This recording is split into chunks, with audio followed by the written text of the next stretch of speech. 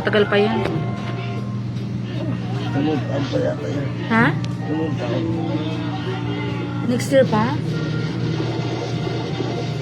Ano bang trabaho niya, kuya?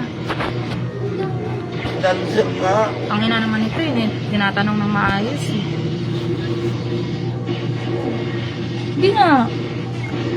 Ba't 60? Caregiver.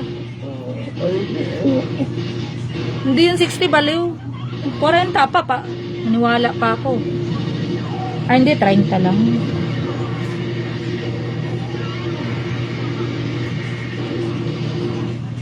Bakit alis na naman siya? Sino na naman asawahin mo? Tangina! Jesus name, sa ngalan ni Jesus. Awa demonyo.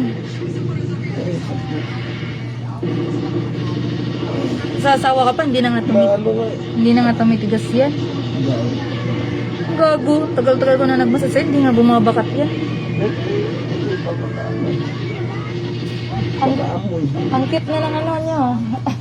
Higaan. Ang laki, magkano yung TV niyo, kuya? Sa custom yan? Oo. Magkano? Ha? 1.3? 38K? 5,000 lang yan sa custom eh. Ha? May client ako, nagtitinda 5,000 lang. Galing sa custom. Wala, maniwala nito. Ha? Mahal talaga yan sa pwesto. Hindi ka nagtanong sa akin, may client ako nagtitinda ng ano. Binibenta yung TV niya kasi hindi na daw nagagamit. Puro cellphone na lang daw sila. Oo, kaya naman kalaki ang mga sa custom galing eh. O, tinan mo, hindi rin naman sila nanonood. Puro cellphone lang oh. Ikaw lang nanonood dyan. Oo.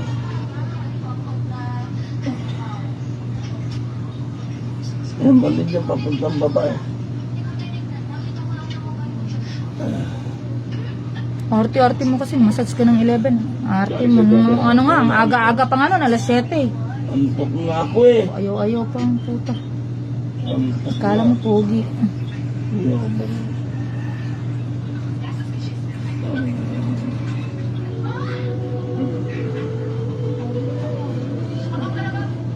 Hindi mo ko dagdagan yung trabaho.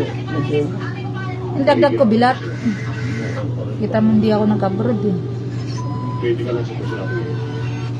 Hindi ka pwede malis. Kailangan mo sa tao. Sa dos, bigyan kita sa binta para sa binta na lang. Kung namatay ang tatay mo, Sige. nanay mo, asawa mo, kapatid mo, ang buong pamilya mo. Sundalo ka, alam yun. Not important before anything else. Ginawa yung suta-suta sa anak mo ah. Ha? Pinuntaan dito, binubukod wala ako. Bubog sarado yun. Bakit? Ano nangyari? Nanuntok. Sino? Yung suta-suta sa anak mo. Sinuntok? Oo nga daw, nagsilos kasi daw. Ah, dito pala nangyari? Doon sa labas, sinabog dito. Tapos, Inakyat nga, dapat eh. tapos kasama yung anak ko, pumunta sila dito. Nandun na sa loob. Nasa loob na dito yung anak ko, tsaka yung ano. Nakwento yun ng anak ko na binugbog daw, ano, nanuntok daw siya. Pero hindi ko alam na dito nangyari. Tapos, Ang dami ditong mga barkada, alcohol, nakapasok. Bugbog siya. God. Ang dami dito ako nagsaway eh. Gusto ko yung pati para makaganti lang ako. Papasukin mo lang ako. Ay, baby ako. Oh? Dadamay ako ninyo trabaho. Ang ang problema ko. Talaga? Tapos, malis na. Dari, lasing ka. Ilan yung ano, kasama nung ano? Ang dami, mga 10. Oh, talaga? Ano yun? Taga dito? Hindi. Oo, taga rito. Taga rito yung pinagsilusan ng jowa ni anak ko? Taga ron dito kanila. Ay barkada dito, taga rito. May mga barkada dito. Nakwento niya sa akin pero hindi ko alam na dito nangyari. Wala siyang kwento na dito nangyari.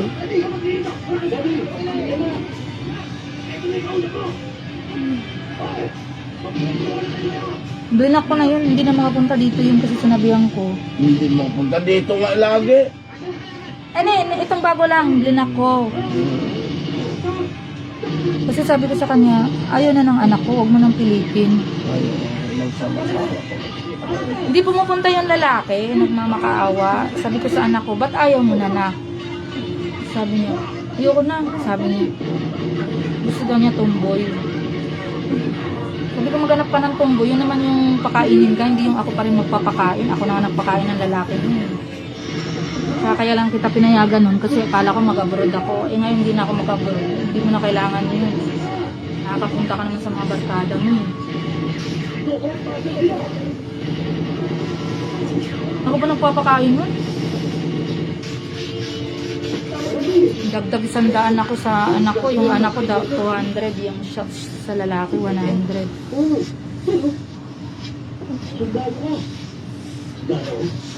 Tsaka, sa una lang talaga sila mabait, no?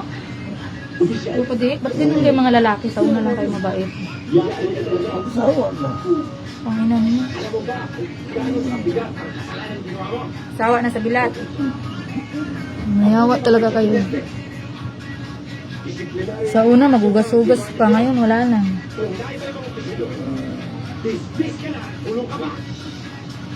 Ngayon, marunong na rin naman maglinis ang bahay yung anak ko.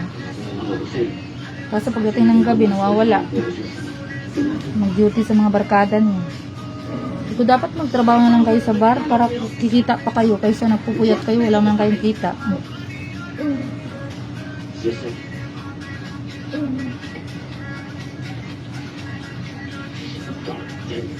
Alam niyo naman, sir, ang sitwasyon ko dito. I'm in a very critical area. No matter what, sir, alam niyo ba, hindi ako pwede magpaalis ng kahit na isang tao. Papunta sa pigi. Mag-report ka sa akin dito. Ha? Papunta sa pigi. Mali. Ito to? Papunta sa mali yan. Ang tanong pa. Hindi. Mabait talaga. Disciplinary action yung nagbigay sa akin. Iba-iba yun, di pinakulong ako. Eh, dapat yan kasi makulong bitch-bitches. Sabi ko makukulong ako, dapat pati ikaw makulong din. Ay, Duterte. Mabait pa na talaga yan. Mabait ka.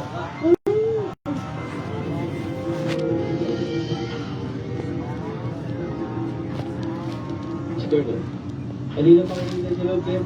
Thank you. We are in this area. Although isang location, pero may kalayuan dito. At ang pinakamabilis na daan